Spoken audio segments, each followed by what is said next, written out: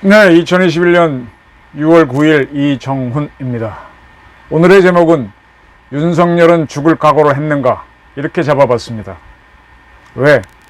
지금 상황은 해방 직후보다 훨씬 더 어렵기 때문에. 잠시 설명을 드리겠습니다.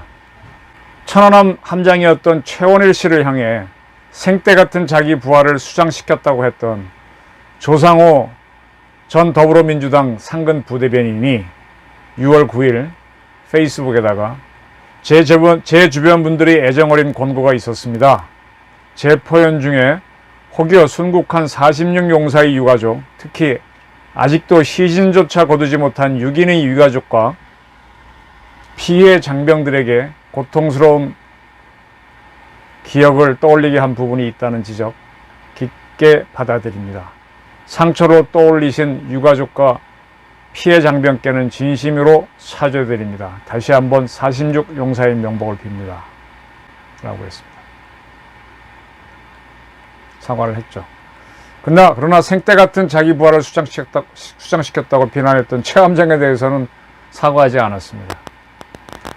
그리고 전사자 유가족에 대해서 사과했고요. 사과는 했지만 생존자에 대해서는 제대로 하지 않았습니다. 장병이란 단어로, 피해 장병이란 단어로 슬쩍 넘어가고 말았죠. 제가 이 이야기를 왜 하느냐. 지금 여당에는 이런 식으로 이 천안함 사건을 이렇게 보는 사람들이 의외로 많다는 겁니다. 지금 우리나라 사회에는 같은 국민이라고 아니라고 봐야 할 정도로 전혀 다르게 보는 세력이 존재하고 있습니다. 이런 일도 있었죠. 문재인 대통령이 조 바이든 미국 대통령과 정상회담을 했었죠. 그리고 뜻밖의 공동성명이 나오자 5월 22일 날 민주당 소병원 의원 페이스북에다가 문 대통령 귀국길에 주요 수행원 중 한 사람은 중국에 들러 회담과 관련해 설명해 줬으면 좋겠다라고 했습니다. 아니, 한미 정상회담한 거를 왜 중국에 가서 주요 설명하라고 그럽니까? 물론 하긴 하겠죠. 근데 이렇게 내놓고 얘기합니까? 이게 참 이해가 안 되잖아요. 우리가 중국의 조공국도 아닌데 이런 얘기를 스스럼없이 하는 게 여당 사람들입니다. 이게 무슨 얘기죠? 같은 시대 같은 땅에서 살지만 생가의 간극이 굉장히 크다는 겁니다. 그리고 이러한 사람들이 권력을 잡고 있다는 겁니다. 6월 5일 한겨레 기자 출신이고 청와대 대변인을 지낸 김의겸 의원 페이스북에다가 지난번에 검찰 고위 인사가 있었죠. 그때 검찰기관도 아닌 사법연수원 부원장으로 한동훈 검사장이 좌천됐죠. 네 번째 좌천인가요? 그를 가리켜 김의겸 의원 말 한동훈은 12.12 쿠데타를 기획한 화합형. 12.12 쿠데타를 기획한 화합형. 글쎄, 여기에 대해서는 제가 많은 얘기를 할 수 있는데 그냥 알겠습니다. 쿠데타를 기획했다. 쿠데타다. 이건 이 양반의 역사를 보는 관점이죠. 허한평 씨가 국가 개조론 같은 생각을 많이 한 사람은 맞아요. 그 당시 12.12 때 보안사 비서실장이었고 12.12를 쿠데타로 봐야 된다. 좋습니다. 그리고 이성윤 서울중앙지검장은 장태환이라고 그랬습니다. 장태환 씨는 돌아가셨는데 12.12 때 수경사령관을 했죠. 그는 정승화 계엄사령관을 체포하려고 보안사 요원들이 왔을 때 이 체포를 거부하면서 정승화 총장이 지시했을 때 장태환 씨는 부대를 출동시키느냐 마느냐 놓고 고민을 하다가 결국은 못했습니다. 그리고 전두환 씨 측이 연락을 하자 부하에 의해서 체포됐던 사람이죠. 이성윤 서울지검장은 장태환 씨만큼도 움직인 적이 없는데 이러한 생각들을 가진 사람들이죠. 김의겸 씨가 바라보는 역사관이라든지 시국관이 이런 겁니다. 조국의 시간이라는 책을 냈던 조국 씨. 그 조국의 시간에 윤석열 씨는 자기의 대학 선배이죠. 윤석열은 문재인 정부를 곧 죽을 권력이라 판단하고 자신이 지휘하는 고강도 표적 수사를 통해 압박해 들어갔다. 윤석열은 대통령 두 명을 감옥에 보낸 윤석열은 조국 수사와 검찰개혁 공방이 계속되는 어느 시점에서 문재인 대통령도 잠재적 피의자로 인식하기 시작했을 것이다. 이렇게 주장했습니다. 이게 조국 씨가 바라보는 윤석열에 대한 인식이고 현재 상황에 대한 시국 인식입니다. 그리고 이런 통계도 있습니다. 문재인 정권이 주요 인사를 임명하기 전에 국회 청문회를 거치죠. 근데 야당의 동의를 받지 않고 임명한 장관급 인사가 34명이나 됩니다. 전체 청문회에서 청문을 받은 인사가 95명인데 35.8%가 야당의 동의 없이 그냥 대통령이 청문회를 통과일처럼 해갖고 그냥 임명해 버렸어요. 35.8%. 이거를 과거 정권과 비교하면 박근혜 정권이 14.9%였습니다. 박근혜 정부보다 2배, 3배 가까이 되죠. 이명박 정권은 좀 높았네요. 23.0%. 그리고 문재인 정권의 선배인 김대중 정권은 12.5%밖에 안 됐습니다. 노무현 정권은 6.2%였고. 그러면 김대중 노무현 정권보다 훨씬 높은 거, 민주주의 하자는 정권인데 보수 세력보다 훨씬 높고, 이거 어떻게 봐야 되겠습니까? 민주주의도 독재할 수 있습니다. 파쇼도 그런 데서 나왔고요. 나치도 거기서 나왔습니다. 1월 12일 북한의 김여정이가 이런 얘기했죠. 그때 우리 합동참모부가 북한이 심야 열병식을 했다라는 거를 발표하니까 김여정이가 정밀 추적 중이라느니 하는 힛떠온 소리를 내뱉는 것은 남조선 당국이 품고 있는 동족에 대한 적의적 시각에 대한 숨김없는 표현이라 해야 할 것. 둘째가라면 섭섭해야 할 특등 머저리들. 이렇게 비난했습니다. 이렇게 비난해도 이 정권 사람들은 가만히 또 어떻게 하면 북한하고 내통할까 통할까. 내통이 통하는 거죠. 그런 국민만 합니다. 이게 이 정권 사람의 특징입니다. 진해원 부부장 검사라고 있었죠. 박원순 서울시장하고 가까웠다라고 하는 사람. 1월 15일 페이스북에다가 박원순 시장과 관련된 한 분을 비유해서 꽃뱀은 왜 발생하고 수 틀리면 폐변하는가라는 글을 썼습니다. 꽃뱀이 발생하는 이유는 지위 상승과 경제적 지원 가설이 가장 유력하다 그랬고, 쭉쭉 지나가겠습니다. 이러한 전략이 가능한 것은 수컷의 경우 성신호 착각 문제가 발생해서 상대방이 자신을 경제적, 사회적 지위 상승을 위해 이용한다는 것을 깨닫기도 전에 상대방이 자신에게 성적 호감을 느낀다는 착오를 주는 현상이 발생하기 때문, 이렇게 하면서 암컷이 목적을 달성하지 못했을 때 표변하는 이유는 집단생활 관계에서의 평판에 있다는 것이 지배적인 견해다. 이렇게 썼습니다. 문란한 암컷의 경우 자신이 문란하다는 소문이 나면 장기적 배우자 관계를 맺을 수 있는 수컷을 더 이상 만날 수 없어 들통이 났을 때에는 발병하는 전략을 진화시켜 오게 된 것이라고도 썼습니다. 이런 내용이 누구를 가리키는 건 짐작하시죠. 상당히 이런 사람들이 이 친정부적인 사람 중에 많습니다. 임성근 부산고급 부장이 김명수 대법원 탄핵에 몰렸을 때 김명수 대법원장과 면담한 녹음 파일을 공개했었죠. 그때 더불어민주당은 어땠습니까? 그 공개해서 하니까 탄핵감이 많네. 아이고, 이런 걸 부장 판사가 녹음해서 공개하니까 탄핵감이 많네. 김명수 대법원장의 발언에 문제가 있다는 거에 주목을 하지 않고 자기네가 원하는 이런 쪽으로 비난을 합니다.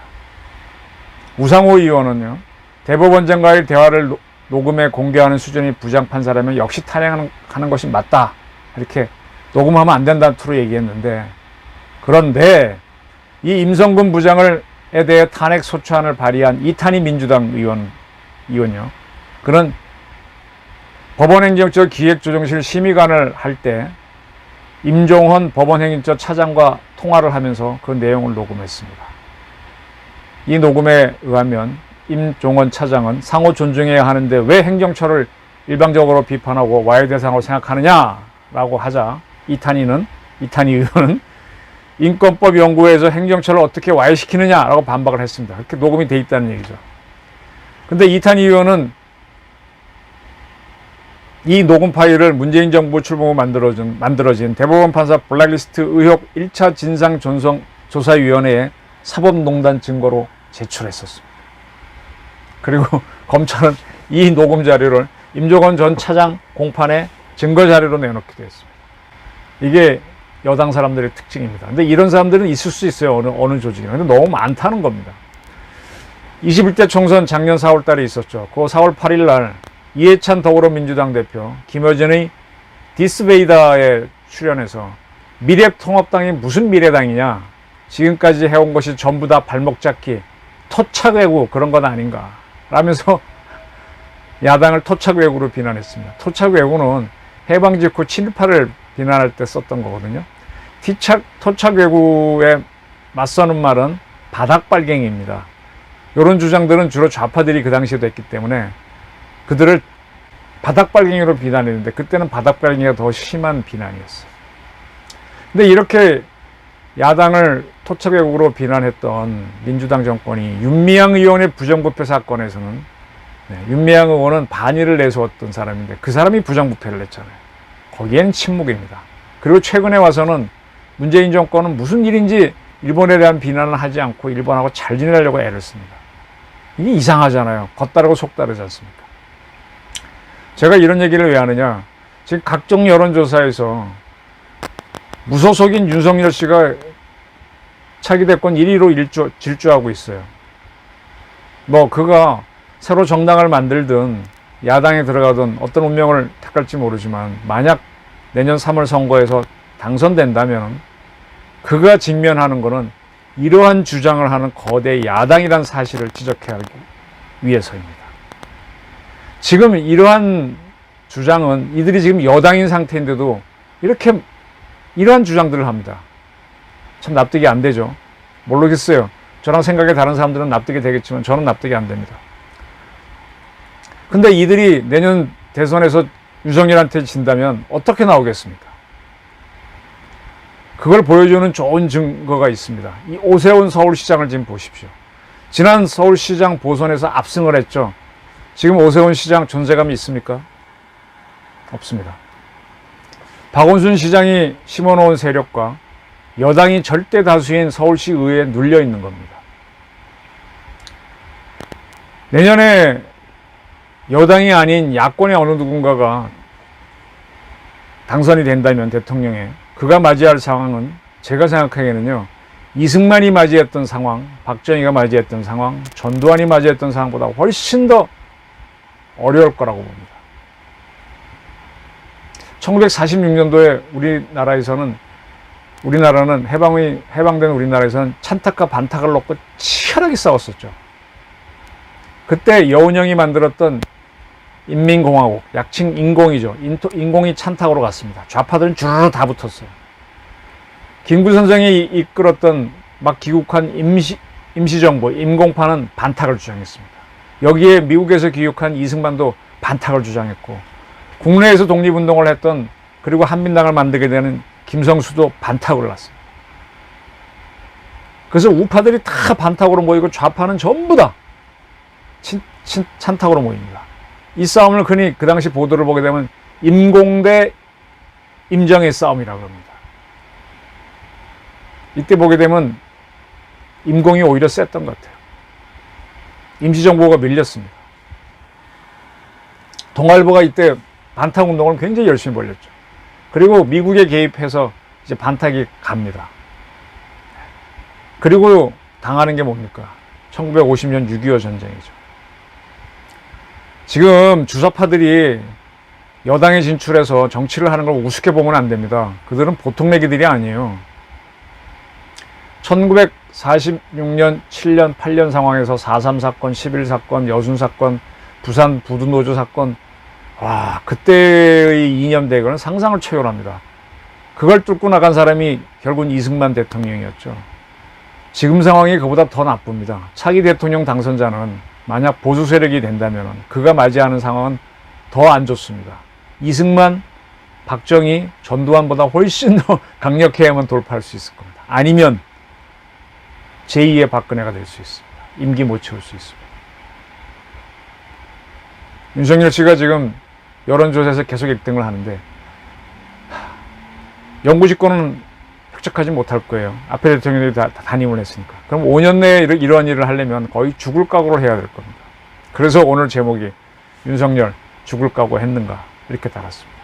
윤석열 외에 야권에서 대통령이 되겠다는 사람 누구든지 간에 반드시 다짐해야 될 거는 죽을 각오를 해야 된다는 거. 그래야만 앞에 말씀드린 이 수많은 모순들을 된 발언들을 하는 사람들을 어떻게 할 수 있습니다.